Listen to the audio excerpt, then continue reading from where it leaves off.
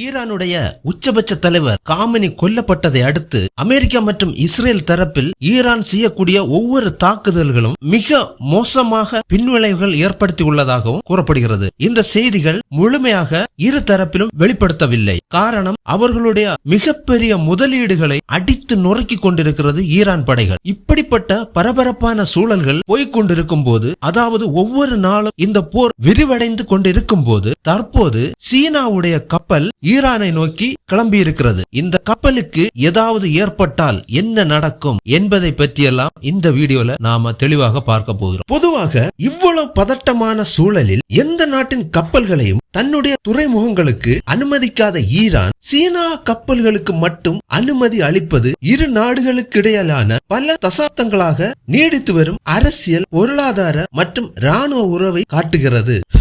இந்த உறவு குறிப்பாக 1980களில் நடந்த ஈரான் போரின் போது தொடங்கியது என்று பல முன்னாள் உளவுத்துறை அதிகாரிகள் கூறியிருக்கின்றனர். அப்போது சீனா HY-2 மற்றும் C-801 போன்ற ஆன்டி-ஷிப் மிசைல்ஸ் அமைப்புகளையும் அதற்கான தொழில்நுட்ப உதவிகளையும் ஈரானுக்கு வழங்கியதாக கூறப்படுகிறது. பின்னர் இந்த கூட்டமைப்பு மேலும் வலுப்பெற்றது. குறிப்பாக 2016ஆம் ஆண்டு சீனா அதிபர் ஷி ஜின்பிங் ஈரானுக்கு சென்று அந்த நாட்டு உயர் தலைவர் அலி காமெனி அவர்களை சந்தித்த பிறகு இரு நாடுகளும் பல துறைகளில் நெருக்கமாக இணைந்து செயல்பட தொடங்கின. அதன் தொடர்ச்சியாக கடந்த 2021ஆம் ஆண்டு சீனாவும் ஈரானும் இடையே சுமார் 36,000 லட்சம் கோடி ரூபாய் மதிப்பிலான நீண்ட கால முதலீட்டு மற்றும் ஒத்துழைப்பு ஒப்பந்தங்கள் கையெழுத்தாகியுள்ளன. அந்த ஒப்பந்தத்தின் முக்கிய அம்சங்கள் என்னவென்றால், ஈரான் தனது கச்சா எண்ணெயை சீனாவுக்கு வழங்குவதாகவும் அதற்கு பதிலாக சீனா தொழில்நுட்பம் மற்றும் ஆயுதங்கள் போன்ற பாதுகாப்பு தொடர்பான உதவிகளை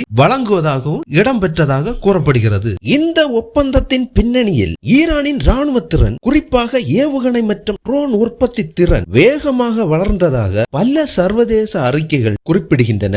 மிசைல்ஸ் தயாரிப்பில் பயன்படுத்தப்படும் அமோனியம் பெர்குளோரைட் போன்ற ராக்கெட் எரிபொருள் மூலப்பொருட்கள் சீனாவிலிருந்து ஈரானுக்கு சென்றதாகவும் கூறப்படுகிறது. இதன் மூலம் ஈரான் செஜில் 2000 முதல் 2500 கிலோமீட்டர் தூரம் செல்லக்கூடியது மற்றும் குரோம்ஷர், கோடர், எமர்ட் மற்றும் கெய்பர் போன்ற பல்வேறு பாலிஸ்டிக் மிசைல்ஸ் அமைப்புகளை உருவாக்கி தனது ஆயுத திறனை அதிகரித்துள்ளது. அதே நேரத்தில் சீனாவில் தயாரிக்கப்பட்ட HQ-9B, HQ-6 மற்றும் HQ-7 போன்ற ஏர் டிஃபென்ஸ் அமைப்புகள் மற்றும் CM-302 போன்ற சூப்பர்சோனிக் ஆன்டி-ஷிப் மிசைல்கள் போன்ற பாதுகாப்பு அமைப்புகளையும் ஈரான் வாங்கியதாக தகவல்கள் வெளியாகியுள்ளன.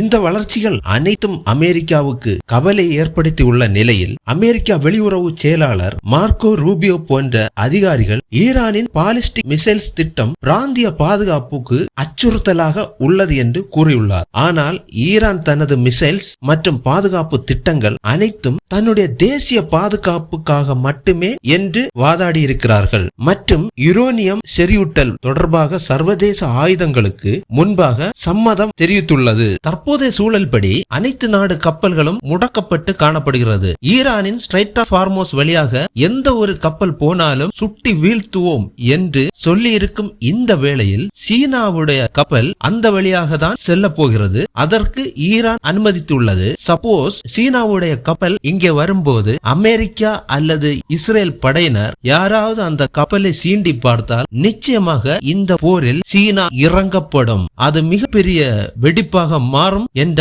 அபாயகர ஒரு சூழல் உருவாகி இருக்கிறது. ஆக தற்போது அமெரிக்காவின் ஆயுதங்கள் குறைந்து வரக்கூடிய நிலையில் சீனா தற்போது செய்யக்கூடிய காரியங்கள் இந்த போரை அடுத்த கட்ட நிலைக்கு கொண்டு போகுமா என்ற கேள்விக்குறி எழுந்துள்ளது.